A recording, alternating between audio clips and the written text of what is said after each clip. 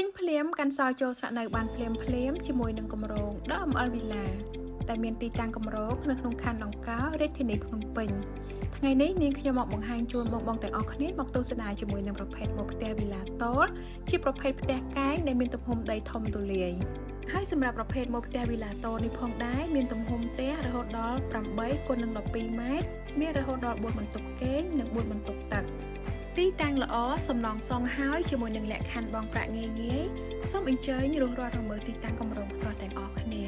ដើម្បីទទួលបានព័ត៌មានកាន់តែលម្អិតលោកអ្នកអាចធ្វើការណាត់ជួបជាមួយនឹងផ្នែកលក់ឬអាចឆាតចូល Page និងទំនាក់ទំនងតាមលេខទូរស័ព្ទដែលដាក់នៅខាងលើ